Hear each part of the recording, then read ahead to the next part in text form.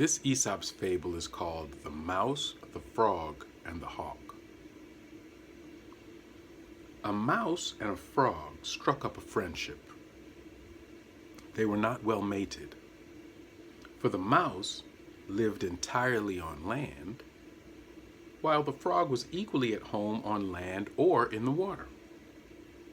In order that they might never be separated, the frog tied himself to the mouse, together by the leg, with a piece of thread.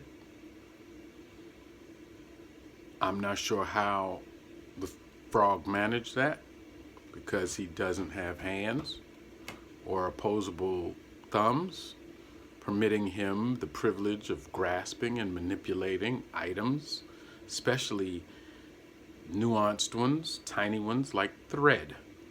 But for the sake of the fable, let's continue.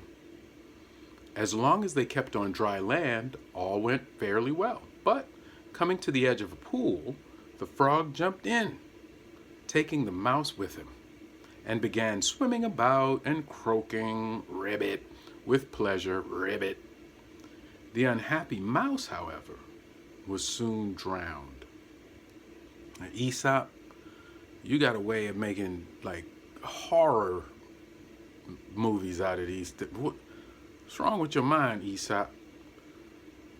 But for the sake of the fable, let's continue. And floated about on the surface in the wake of the frog. There he was spied by a hawk, who pounced down on him and seized him by the talons, or with his talons. The frog was unable to loose the knot, which bound him to the mouse, and thus was carried off along with him and eaten by the hawk. So what happens here is the hawk eats both of them, because the frog tied himself together with his best friend, his new friend. So let me just say it, the way he ties himself to his boy, and now, but they're not equally yoked. So now his boy is dead and floating on top of the water. The hawk sees him, and the hawk says, food, dives down, grabs what he thinks is just the mouse, but the mouse is tethered to the frog. So he gets a 2-for-1 deal. He get 2 meals for the price of one. The hawk. But the poor frog didn't know, So what the Bible says about that is, be not unequally yoked together again with unbelievers.